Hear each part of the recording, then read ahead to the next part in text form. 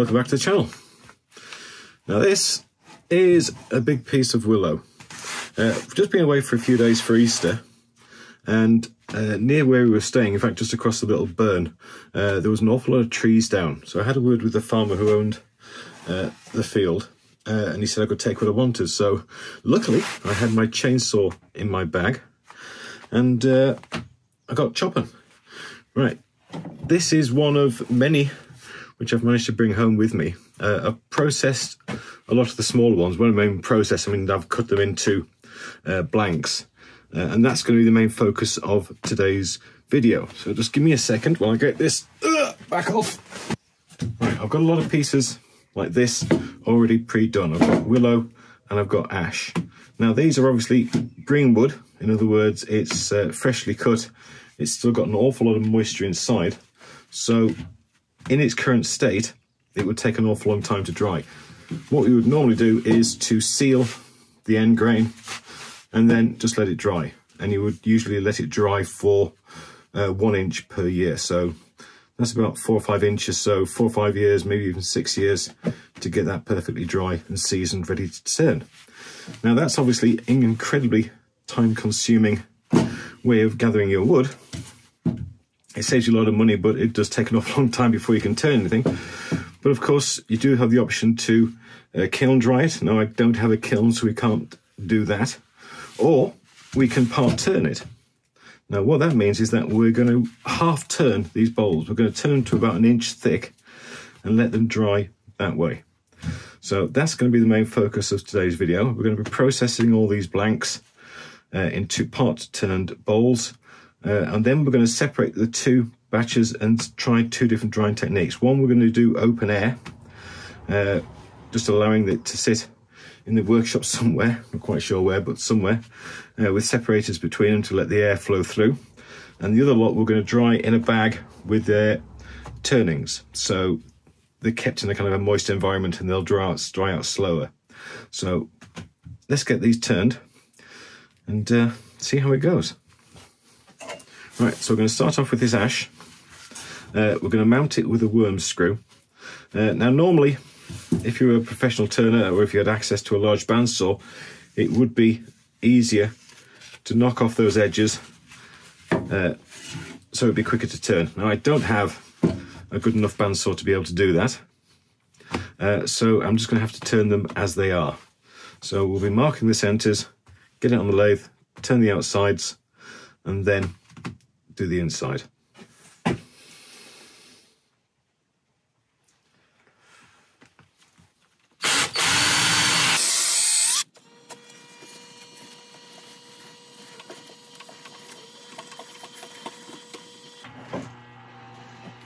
Okay, right, I'll go and sharpen up.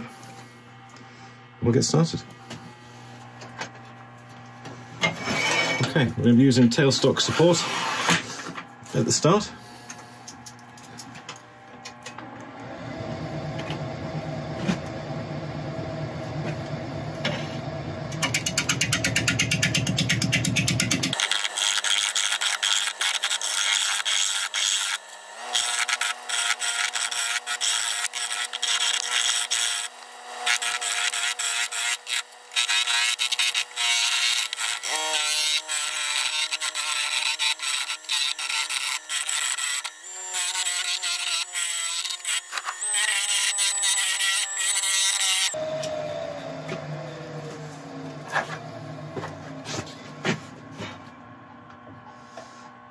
Okay, we're nearly round. I don't think I've ever been pelted with quite so many shavings.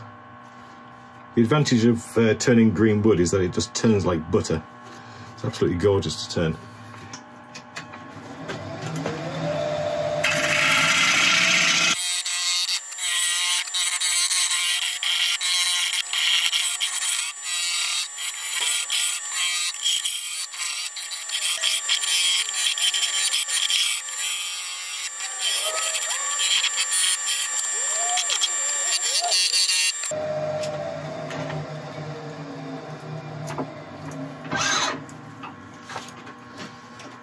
Okay, that's the outside roughed in. As you can see, I've created a tenon for our jaws, and that'll be the foot of the bowl. So I just need to get rid of this little guy and just sharpen up these corners.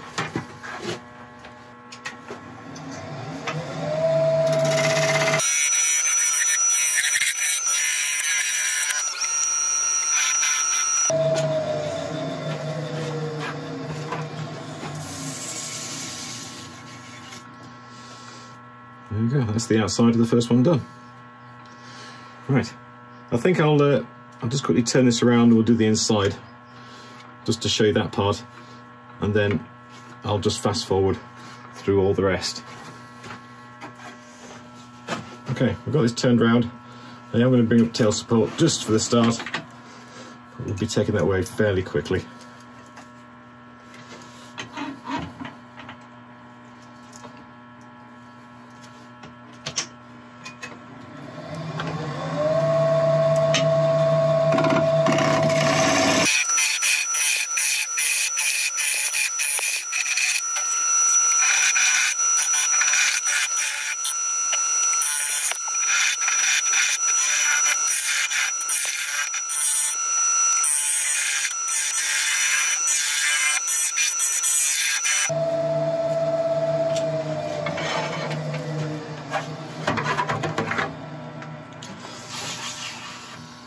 Okay, that's pretty much there. We're about 1 inch thick all the way through the bowl.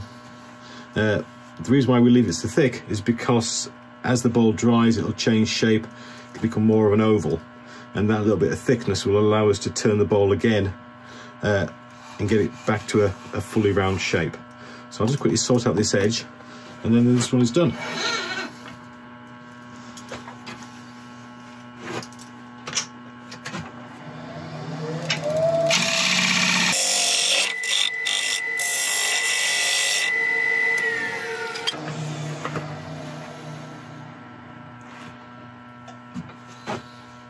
That's fine. Right, that'll do it. Right, I'll grab one of the willows and we'll do one of those. Okay, tailstock as before. Just kick the speed back down a bit because we're going to be unevenly balanced at the start.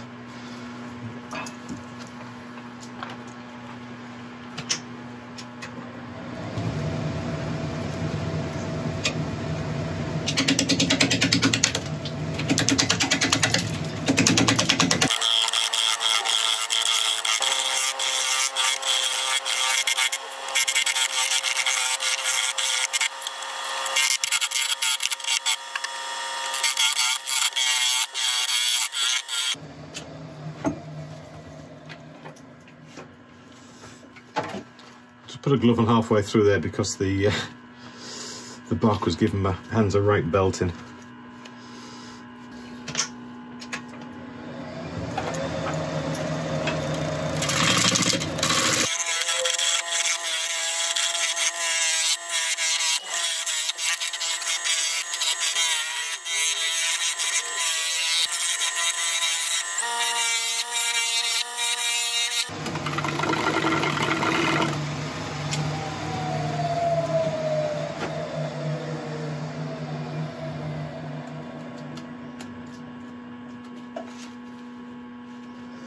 Okay, bit of tidying up, a lot of tidying up, and then create the tenon on the bottom.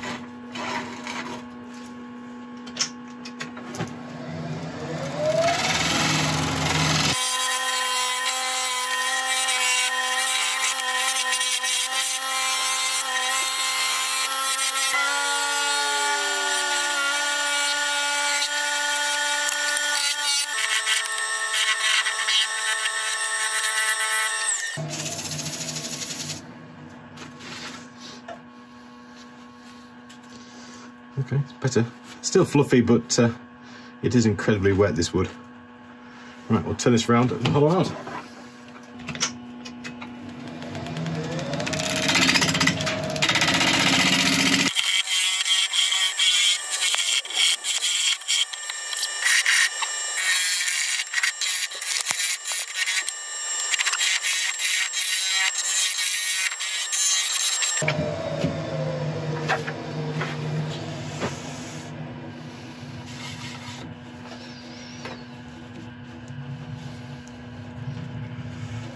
Okay, lovely. Again, just sort out that top edge.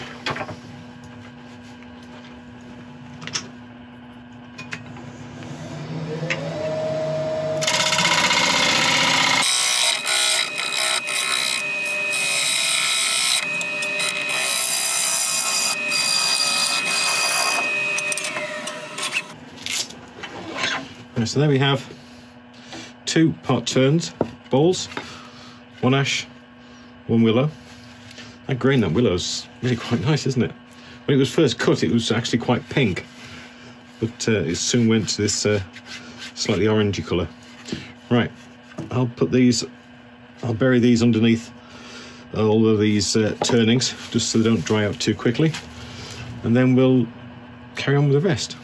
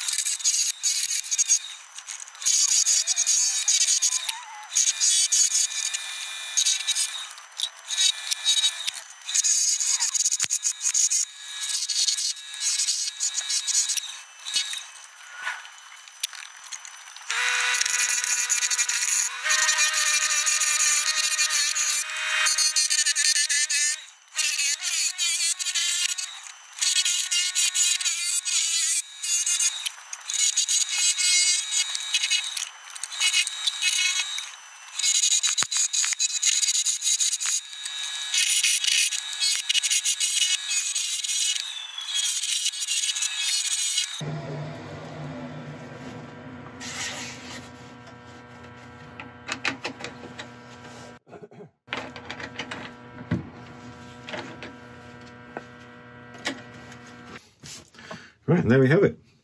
We have 4 ash part turn bowls and 4 willow part turn bowls. I've recorded the weight, the species and the date on each of them, so we can periodically reweigh them and see how much moisture they've lost over the time. Now, the idea here for the experiment is that we're going to dry them in different ways. 4 of them we are going to dry in the open air in the workshop, and then another 4 we are going to dry along with our own chippings to keep them moist so they dry slower. So we will do comparisons over the next few months and see how that's going on. So let's get started. All right, so that 4 will go in a box, and this 4 will get stacked. Just using some sticks between the bowls just to allow air to circulate so they don't rot or anything like that.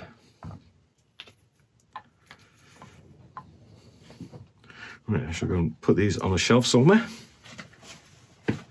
Okay, and in this box, I'll put another 4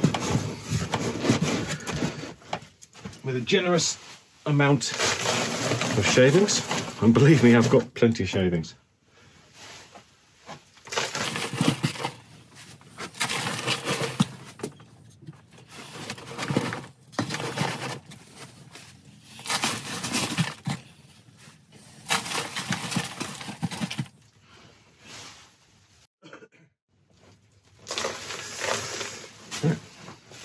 That should do it. All safe and snug. Right, and we're done. I hope you enjoyed the video. If you found it useful, then I would really appreciate a like and subscribe. If you've got any comments, if you've done this yourself and you've got any different techniques that you'd like to share, please leave a note in the comments section below. And don't forget, if you do leave a comment, then when we run the next competition, which will be soon, you'll be in with a chance to win. But apart from that, thank you very much indeed. I hope you've enjoyed it, and I'll see you next time. Now I'm going to tidy up a bit.